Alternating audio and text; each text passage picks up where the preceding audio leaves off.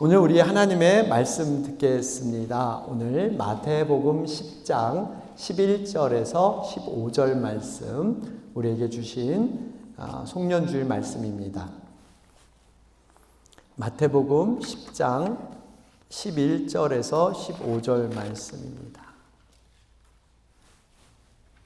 제가 대표로 봉독해 올립니다. 어떤 성이나 마을에 들어가든지 그 중에 합당한 자를 찾아내어 너희가 떠나기까지 거기서 머물라. 또 그 집에 들어가면서 평안하기를 빌라. 그 집이 이에 합당하면 너희 빈 평안이 거기 임할 것이요 만일 합당하지 아니하면 그 평안이 너희에게 돌아올 것이니라. 누구든지 너희를 영접하지도 아니하고 너희 말을 듣지도 아니하거든 그 집이나 성에서 나가 너희 발에 먼지를 떨어 버리라. 내가 진실로 너희에게 이르노니 심판날에 소돔과 고모라 땅이 그 성보다 견디기 쉬우리라. 아멘. 할렐루야. 오늘 우리 이제 2023년 마지막 예배를 우리가 드리고 있습니다. 여러분, 하나님께서는 시간과 공간을 창조하셨습니다. 이 세상을 시작하셨고 세상 끝날 날 마지막 날까지 주관하시는 분이 하나님이세요. 그래서 우리 장로님도 기도하셨지만 하나님은 알파와 오메가, 처음과 나중 되시는 분이 하나님이세요. 올해 첫 주일을 하나님 앞에 우리가 신년 감사 예배로 함께 이렇게 드리고 또 여러 가지 우리의 삶 속에서 동행하셨다가 마지막 이 순간에 또 예배를 우리가 마칠 수 있다는 게 얼마나 감사하고 또 이렇게 우리 에덴의 공동체가 또 사랑의 지체들이 함께 모여 예배로 한 해를 마감한다는 거 굉장히 의미 있고 중요한 그러한 순간이 아닌가 생각을 합니다. 여러분 하여튼 한 해 동안 열심으로 살아오셨고 또 열심으로 여러분 참 하나님 앞에 봉사하며 헌신하신 섬김을 정말 하나님께서 기쁘게 받아주실 줄로 믿습니다. 아마 여러분들 연말이 되면 흔히 주변에 이런 얘기들 많이 들으실 거예요. 세월이 정말 빠르다. 어떻게 이 올해 시작한 것이 엊그제 같은데 벌써 연말이고 마지막 날이야. 이야, 세월이 정말 갈수록 빠른 것 같아. 뭐 이런 얘기 많이 들으시죠? 그러면서 우리가 이제 아는 얘기 있죠? 50대는 50마일, 60대는 60마일, 또 70대는 70마일. 이상하게 나이가 들수록 굉장히 세월이 빨리 간다라는 생각을 하게 됩니다. 그런데 그게 과학적으로 맞는 얘기라고 합니다. 여러분 왜 그러냐면요. 이 연세가 드실수록 이 신경 자극 그 분비되는 호르몬이죠. 바로 도파민이 그 분비가 이렇게 약화된다 그래요. 그래서 저도 요새 기억이 깜빡깜빡하면서 정말 세월이 빨리 가는 것 같습니다.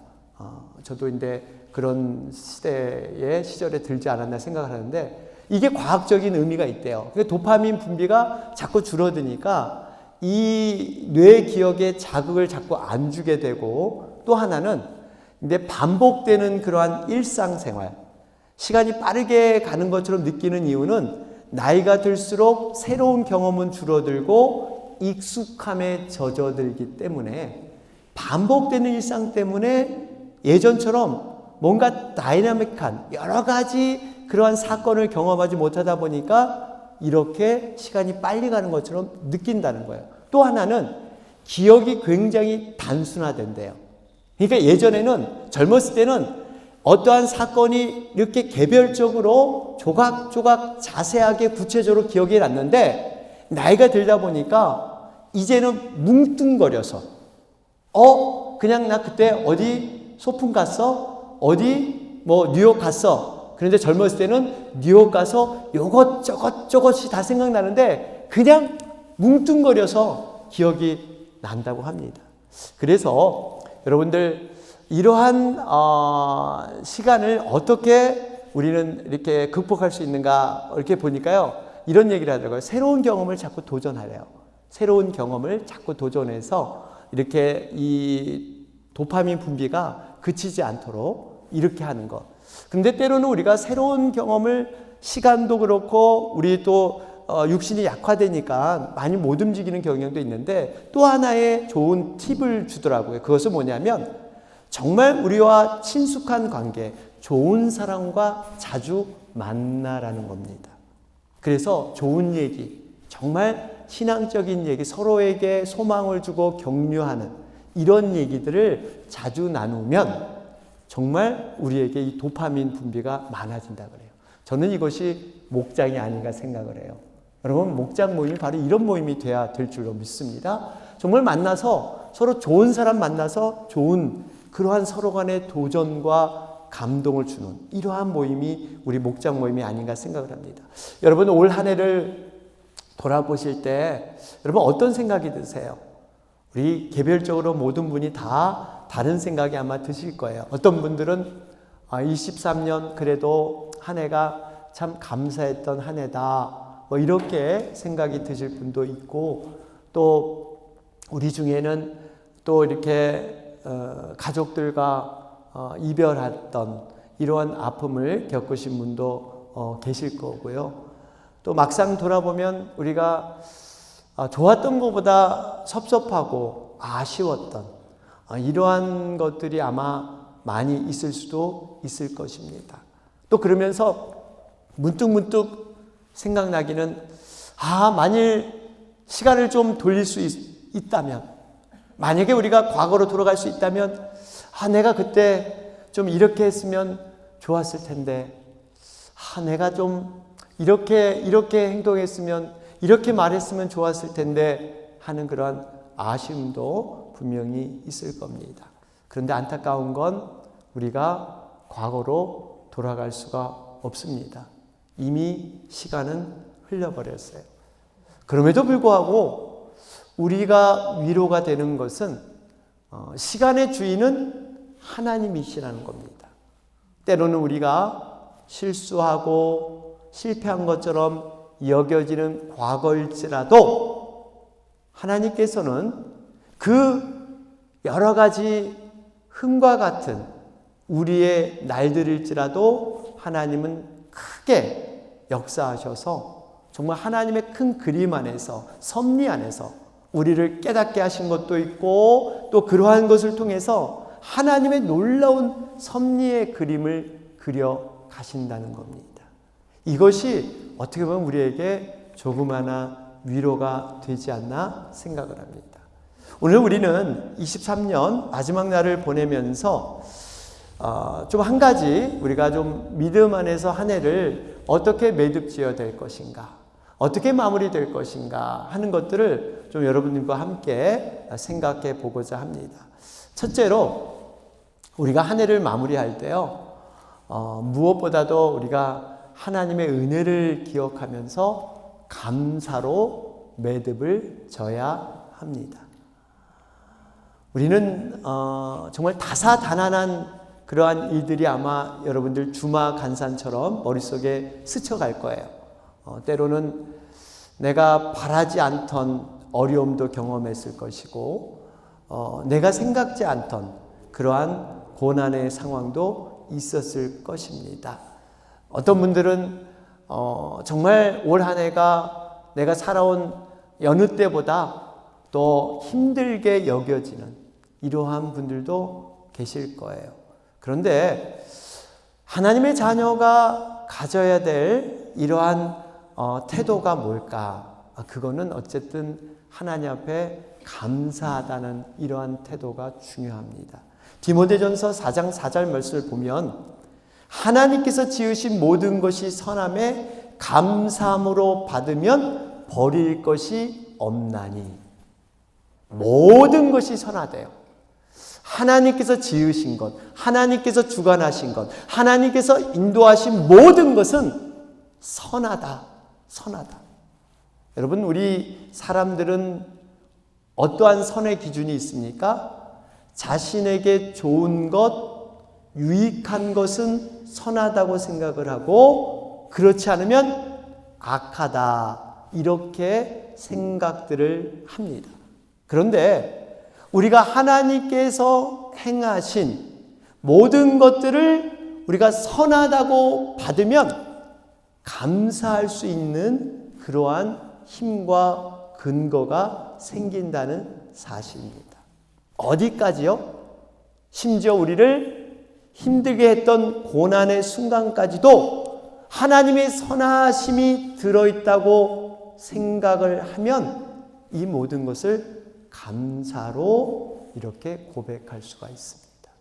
여러분, 고난이라는 것도 하나님의 관점, 하나님의 사랑 안에서 우리가 들여다보면 하나님께서는요, 때로 필요에 따라서 사랑하는 자에게 근실한 징계도 주신다는 사실입니다. 그래서 성경에는 징계가 없으면 너는 버린 사생자, 고아와 같다. 나와 상관없는 그러한 존재다. 이렇게 성경은 말씀하고 있습니다. 하나님이 사랑하는 자녀에게 더 많은 관심과 사랑을 보이시기 위해서 그 방법 중에 하나가 고난을 통한 사랑의 매, 이런 것이 있다는 거예요. 이 고난은 결코 망하게 하거나 벌하려고 하는 것은 아닙니다. 이 고난을 통해서 우리의 신앙의 불순종을 걸러내게 하시고 연단을 통해서 우리를 더욱 강한 믿음으로 세워가길 원하시고, 특별히 이 고난의 환경을 통해서 하나님의 살아계심, 하나님의 어떤 하나님이고 어떤 능력을 너희에게 체험케 하길 원하는가, 그 고난을 통해서 하나님의 체험을 주시기 위해서 때로는 우리가 원치 않지만 고난의 상황에 맞닥뜨리기도 합니다. 여러분, 한번 우리가 몸의 이 건강 상태, 몸의 원리를 생각해 보면요, 이 영적인 원리도 쉽게 이해할 수가 있어요. 여러분, 사람들 몸이 건강해지려면 어떻게 해야 됩니까? 운동을 하게, 운동. 여러분, 운동하잖아요. 여러분, 건강한 몸을 만들기 위해서 운동한다는 의미는 어떻게 보면 이 몸을 편하게 가만 놔둬서는 안 되는 거예요. 몸을 어떻게든지 저항을 주고 부담을 주면서 움직여야만 혈액순환이 되고 근육이 단련하게 되고 몸이 건강하게 세워지는 거예요. 여러분, 이 건강의 원리와 마찬가지예요. 내가 운동하니까요, 제가 생각나는데 어떤 분이 운동을 굉장히 하기 싫어해요. 그리고 운동하기 싫어하는 걸 정당화하기 위해서 이런 얘기를 하시더라고요. 나는 하나님께서 주신 내 몸은 신상품이야. 나는 항상 새 것이야. 이렇게. 여러분, 그러니까 몸을 안 쓰니까 그냥 제품이 새 거라는 거예요. 신상품. 그래서 자신은 신상품인 몸이 좋대요. 그 반대로 여러분, 운동을 좋아하시는 분은 이게 중고품이 되는 거죠. 그런데 그것이 건강하다는 거예요. 몸을 움직여야 됩니다. 어떻게 보면 영적인 원리도 이런 의미가 있어요.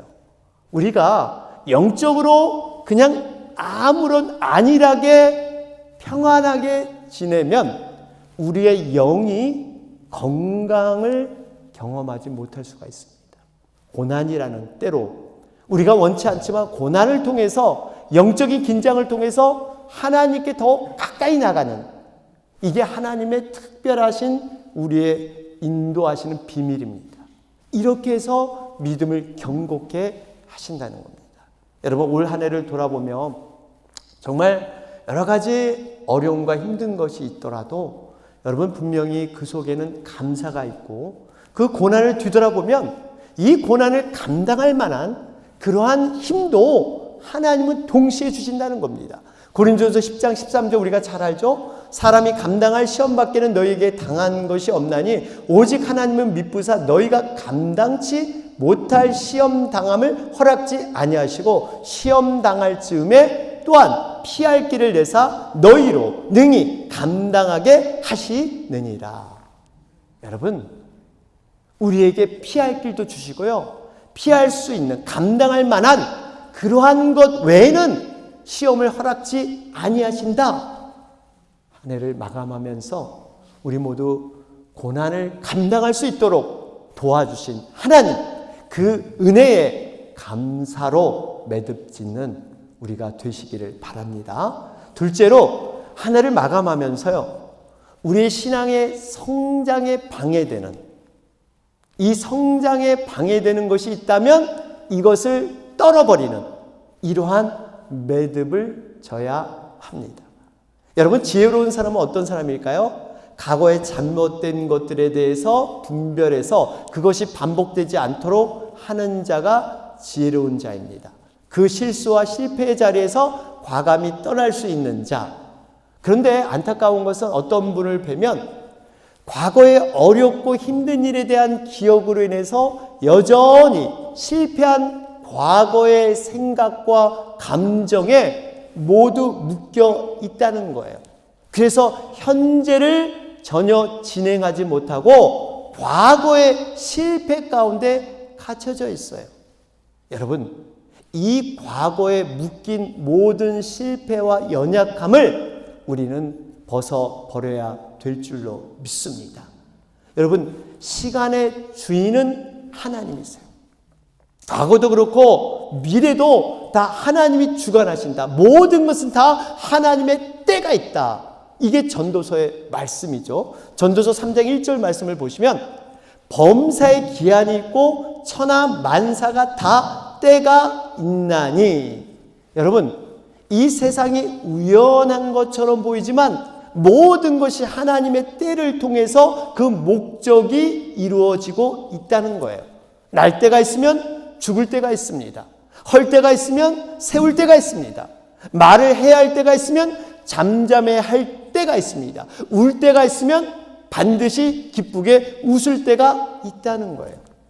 결국 우리는 하나님의 허락하신 때를 순종하며 순응하며 살아갈 뿐이에요.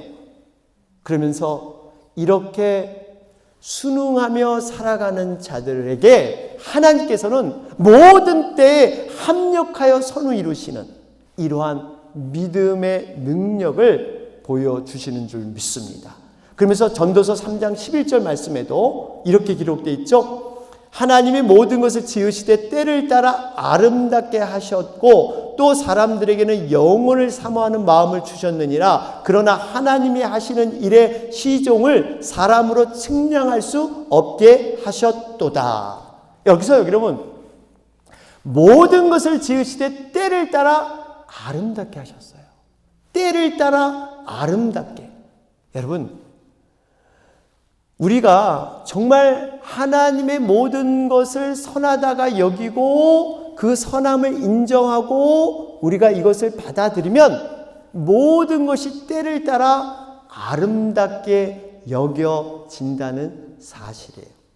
여러분, 그런데 우리가 때로는 왜 마음 가운데 정말 이 하나님이 주신 선함을 바라보지 못하고 부정적이고 회의적이고 모든 생각과 모든 이러한 시야들이 주어진 환경과 상황 속에 갇힐 수밖에 없을까? 여러분, 이것은 우리가 하나님의 분명히 살아계심을 바라보지 못할 때 이러한 속에 갇혀서 스스로 올무처럼 그 어둠의 영에 갇혀서 그 생각 속에 갇혀서 스스로 동굴 같은 이러한 삶을 살아가는 것. 여러분, 이것은 하나님이 원하시는 모습이 아니라는 겁니다. 우리의 신앙 성장에 방해가 된다는 것. 여러분, 이거를 우리가 이 오늘 가운데 생각하면서 이거를 떨쳐버리는, 매듭짓는 그러한 우리가 되시길 바랍니다. 여러분, 신앙이란 게 뭘까요? 신앙이란 것은 하나님의 관점으로 과거를 해석하고 미래를 온전히 하나님께 맡기는 거예요. 그리고 현재 주어진 그 현재를 우리가 만족하며 최선의 삶을 살아가는 것. 왜 이렇게 우리는 할 수 있을까요? 오늘 말씀처럼 모든 것이 지으신 때 하나님의 때를 따라 아름답게 하셨기 때문에 우리는 현재를 이렇게 정말 열심으로 살아갈 수 있는 겁니다. 바라기는 여러분, 현재 허락하신 것들, 하나님이 우리에게 사실 없는 것보다 있는 것을 많이 주셨어요. 우리가 살펴보면 정말 하나님께서 있는 것이 있습니다. 이걸 붙들고 감사하며 은혜를 알고 이것을 즐길 수 있는 사람. 여러분, 이것이 성령의 사람인 줄로 믿습니다. 그래서 전도서 3장 12절 13절 보면 현재를 기뻐하라는 거예요. 사람들이 사는 동안에 기뻐하며 선을 행하는 것보다 더 나은 것이 없는 줄 내가 알았고, 사람마다 먹고 마시는 것과 수고함으로 낙을 누리는 그것이 하나님의 선물인 줄도 또한 알았도다. 이거예요. 현재 사는 동안 기뻐하고 우리가 먹고 마시는 일용할 양식을 통해서 주시는 하나님의 그 모든 것이 선물인 것을 깨닫게 되면서 현재를 기뻐하며 만족하며 살아간다는 거예요. 여러분, 행복은 어떻게 찾을 수 있을까요? 행복은 현재 있는 것을 누리는 것입니다. 그래서 이런 말이 있어요. 여러분 한번 잘 들어보세요. 꿈은 이루는 것보다 지켜가는 것이 더 중요하다. 꿈은 이루는 것보다 지키는 것이 더 중요하다. 이런 말이 있어요. 무슨 의미입니까? 사람들은 꿈하면 대부분 이 꿈은 어떻게든지 노력해서 이것을 이루려고만 열심히 힘을 씁니다. 이 꿈이 안 되고 좌절되면 마음이 확 가셔요. 그러면서 이 꿈은 미래에 이루어지는 것이기 때문에 이 꿈은 이루어져야만 미래의 행복이 내 것이 된다. 이렇게 생각하는 경향이 있습니다. 그래서 이 꿈이 이루어져야만 미래의 행복으로 내가 살 것이다. 그런데 여러분, 우리가 꿈은 이루는 것보다 지키는 게 더 중요하다는 것은 꿈이 있다는 것 그 자체가, 꿈이 있다는 그 자체가 우리에게 행복일 수 있다는 거예요. 꿈이 있기 때문에 현재를 행복하고 기쁘게 만들어 갈 수 있다는 거예요. 꿈은 미래에만 이루어지는 게 아니라 꿈을 꾸고 있는 자 자체가 행복할 수 있다는 거예요. 왜요? 꿈이 있기 때문에 비록 지금은 배고프고 미약하지만 그 꿈이 있기 때문에 내가 한 걸음 한 걸음 나갈 수 있다는 거예요. 여러분, 이게 행복이라는 거예요. 제가 언제 한번 말씀드렸잖아요. 여러분, 결혼의 꿈 다 갖고 계셨잖아요. 그런데 막상 그 결혼의 꿈이 이루어졌더니 행복하던가요? 아니잖아요. 연애 시절 그 꿈을 꿀 때가 더 행복했어요. 꿈이 이루어지면 별로 행복하지 않은 경우도 있어요. 어쨌든 간에 여러분, 저는 이 꿈을 같이 꾸고 있다는 것이 얼마나 감사한가. 꿈을 같이 꾸고 있다는 것. 그 현재가 얼마나 행복하고 감사한가. 꿈은 이루어지고 안 이루어지는 건 하나님의 그 소관이고 꿈을 꾸고 있다는 것. 저는 우리 교회에 향하신 하나님의 감사가 두 가지입니다. 하나는 우리가 하나님의 자녀로 지금 함께 천국을 향한 꿈을 꾸고 있다는 거예요. 하나님의 나라를 향해서 우리가 한 걸음 한 걸음 함께 이 땅에서 걸어가고 있다는 겁니다. 또 하나는 성경이 원하는 성경적인 교회, 바로 가정교회를 통해서 함께 목장을 이루면서 그 꿈을 함께 이뤄가고 있다는 거예요. 비록 당장 이루어지지 않을지라도 이 꿈을 꾸고 한 마음을 가지고 한 방향을 바라볼 수 있다는 것, 이 자체가 행복인 줄로 믿습니다. 우리가 이런 꿈이 있기 때문에 지금 우리가 감사하며 행복하게 여길 수 있다는 거예요. 오늘 말씀을 보면 예수님께서 제자들을 각 마을로 파송하시면서 제자들이 어떻게 할 것인가를 알려주는 말씀이에요. 무엇보다 제자들에게 각 마을에 들어가게 되면 너희들 평안을 빌라, 이렇게 말씀하세요. 그래서 너희들이 축복한 평안이 상대방의 믿음이 있어서 받아들이면 그 사람에게 평안이 돌아갈 것이고, 그러나 만약 상대방이 합당하지 않으면 너희들은 빌어준 그 복이 너희에게, 복을 빈 너희에게 돌아올 것이다, 이렇게 말씀하세요. 여러분, 바라기는 내년부터 여러분 영혼들을 위해서 축복하는 여러분들 되시길 바랍니다. 영혼들을 위해서 여러분 마음껏 복을 빌으세요.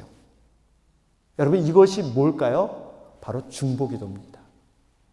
우리가 어떻게 다 개인적으로 만나서 그 사람의 복을 빌겠어요? 그러나 중보기도는 하늘이 열렸기 때문에 누구에게나 복을 빌 수 있어요. 그래서 그 복을 빌었을 때 그 사람이 받지 못하면 그 복이 누구한테 온다고요?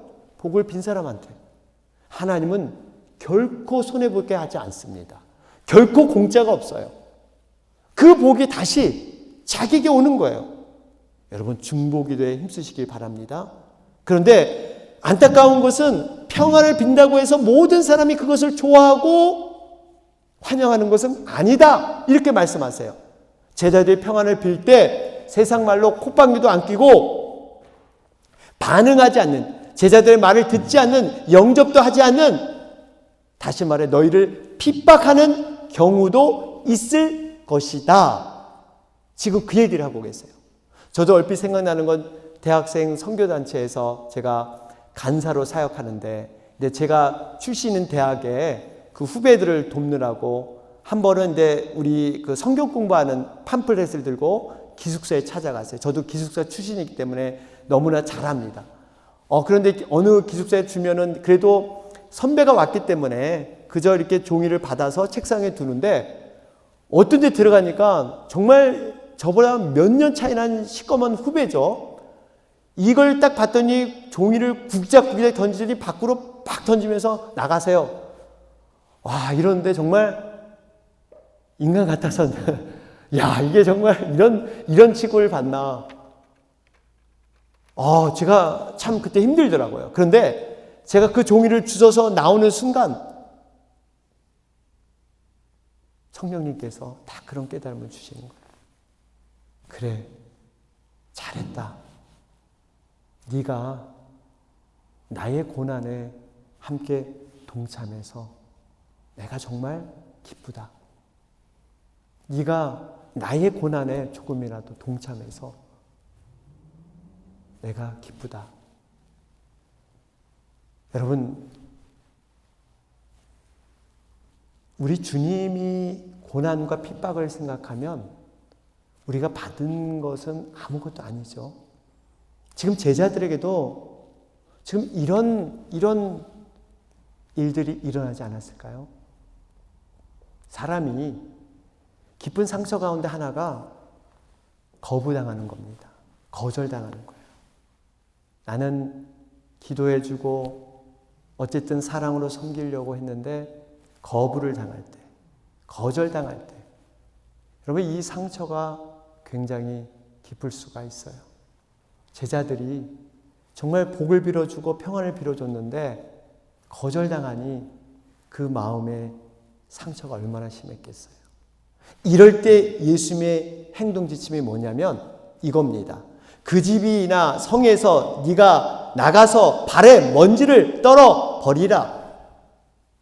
굉장히 단호하게 얘기하세요. 여러분, 예수님께서 지금까지 원수까지도 또 내 몸처럼 사랑하고 품어라. 정말 몇 번 용서 안 돼. 70번씩 7번씩 용서해야 돼. 이런 분이 갑자기 발에 먼지까지 떨어버리고 단호하게 이렇게 예수님이 왜 말씀하셨을까요? 어떻게 보면 제자들의 측면에서 보면, 예수님이 훈련 차원에서 보면, 이런 고난 연단? 그렇게 너희들이 거부하고 핍박받으면 너희들이 앞으로 믿음이 출중해질 거야. 앞으로 어떤 어려움이 와도 이걸 이겨낼 수 있는, 극복할 수 있는 그런 믿음의 용사가 될 거야. 이런 고난 받아야 돼. 이렇게 말씀하신 게 아니라 먼지를 떨어버려라. 먼지를 떨어버려라. 왜 이렇게 단호하게 우리 주님이 얘기하셨을까요? 이유는 이 제자들 마음 가운데 이로 인해서 아픔이나 상처를 받기도 하고 순간 서운한 감정도 들고 더 나아가서 미운 마음까지도 들 수 있기 때문이에요. 이 영혼에 대한 예수님의 포기가 아니라 제자들을 위해서 그 제자들의 상처와 그 아픔 때문에 너희들이 이 복음을 전하는데 그걸로 인해서 방해가 된다면 가감히 떨어버려라. 그 실패의 기억들, 거절당한 아픔, 상처들, 외면했던 모든 말들 다 떨어버려야 너희들이 새로운 사역을 감당할 수 있다. 이렇게 말씀하시는 거예요. 여러분, 예수님께서도 이 땅에 사역을 하시면서 수없이 많은 고난의 일들을 당하셨습니다. 사람들에게 따돌림을 받고 헛된 소문에 시달렸고, 심지어는 예수님이 직접 키웠던 제자들에 의해서 배신을 당하는, 팔아넘김을 당하는 이러한 아픔을 지니셨어요. 어떻게 보면 예수님은 제자 훈련에 실패한 분이셨습니다. 12제자 중에 한 사람이 자기를 팔아넘겼으니까. 그런데 예수님은 그 모든 감정과 모든 상황을 쌓아두거나 벼르지 않으시고 새로운 마음으로 하나님의 뜻에 순종해서 사역을 지속적으로 감당하셨습니다. 우리가 이런 예수님의 모습을 보면서 정말 우리가 신앙 성장에 방해가 된다면, 누가 잘하고 잘못하고 이걸 떠나서 우리의 앙금과 우리의 남은 감정의 상처가 된다면, 여러분 이것을 가감히 떨어버려야 될 줄로 믿습니다. 그래야 우리가 하나님이 주신 새 한 해의 의미를 새롭게 맞이할 수가 있습니다. 마지막 세 번째로, 우리는 이렇게 떨어버리는 것뿐만 아니라 앞으로 나아갈 것에 더욱 관심을 갖고 우리는 새로운 매듭을 지어야 합니다. 여러분, 제가 앞에서 말씀드린 부분, 과거의 것을 떨어버린다고 그냥 떨어지느냐? 그렇지 않습니다. 분명히 비었으면, 떨어졌으면 뭔가 채워야 돼요. 뭔가 관심과 뭔가 우리의 채운 것을, 관점의 초점을 찾아야 됩니다. 체로키라는 인디안 부족이 있는데, 이들은 전통적으로 할아버지가요, 어린 손자에게 들려주는 이야기가 있다고 합니다. 이런 얘기예요. 사람에겐 누구나 2마리 늑대를 키우고 있다. 예외 없이 사람마다 2마리 늑대를 키우는데, 한 마리는 전쟁과 갈등과 불행을 몰고 오는 늑대고, 한 마리는 평화와 행복을 몰고 오는 늑대이다. 그런데 이 2마리가 늘 싸운다고 합니다. 그런데 과연 이 2마리 중 어느 쪽의 늑대가 승리하겠느냐 하면서 어린 손자에게 이 질문을 던진다고 해요. 그러면 내 손자가 대부분 잘 모르겠는데요, 고개를 이렇게 젓죠. 그럴 때 할아버지가 주는 교훈, 가르침이 있습니다. 승리하는 늑대는 그 사람이 관심을 가지고 밥을 많이 주는 늑대가 이긴단다. 이렇게 가르쳐 준다고 해요. 무슨 의미입니까? 우리가 상식적으로 좋아 보이고 머릿속으로 옳다고 생각하는 것이 이기는 것이 아니라, 실제로 관심을 가지고 밥을 많이 주는 그 늑대가 이긴다는 거예요. 이것은 결국 우리가 지속적으로 관심을 갖고 말하고 행동하는 그 일에 우리는 지배를 받게 돼 있고 거기에 끌려가게 되어 있다는 거예요. 여러분, 분명 땅에 길이 만들어질 때 처음부터 길이 생긴 것은 아닐 거였습니다. 사람들이 자주 그 방향으로 걷다 보니까 그 방향이 길이 되고, 많은 사람들의 트래픽에 의해서 그것이 길이 만들어진 것입니다. 우리의 생각도 마찬가지입니다. 여러분, 생각에는 길이 있습니다. 머리에는 평화와 행복을 원한다고 생각하고 있지만, 현실에서 우리가 사용하는 말과 행동, 이 말과 행동이 전쟁과 불행과 갈등에 관심을 갖게 되면 우리의 삶은 그것에 영향을 받게 되어 있다는 겁니다. 그래서 예수님이 신발의 먼지를 떨어버려라, 떨어버려라, 이렇게 말씀하신 거예요. 여러분, 우리의 생각이 좀 정리돼야 합니다.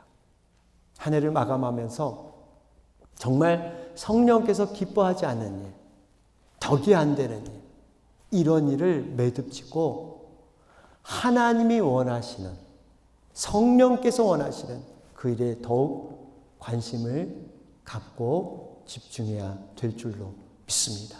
말씀을 맺겠습니다. 우리가 어느덧 2023년 한 해를 마무리하는 가운데 있습니다. 어떤 분은 굉장히 힘들고 어려운 일로 무거운 마음으로 올해를 마감하는 분도 계실 겁니다. 하지만 하나님의 큰 그림과 섭리, 하나님의 뜻 안에서 좀 우리 지나온 시간들을 바라보면서 분명히 하나님은 좋으신 하나님이십니다. 분명히 우리가 믿음 가운데 걷고 있다면 합력하여 선을 이루시는 하나님.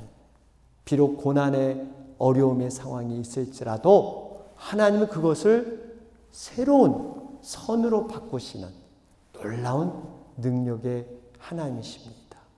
혹시 우리 가운데 올 한 해 여러 가지 상처와 아픔이 있으셨다면 이것이 믿음에 살아가는 데 방해가 된다면 발의 먼지처럼 과감히 떨쳐 버리시길 바랍니다. 새술은 새 부대에 담는다고 했습니다. 우리의 실패와 실수, 모든 기억, 이것보다 하나님이 원하시고 기뻐하시는 그 성령의 그 움직이심, 성령의 원하심에 우리의 초점이 더 가고 우리의 관심이 더 가서 정말 하나님이 새롭게 일하시는 그런 내년을 맞이하시는 여러분과 제가 되길 바랍니다.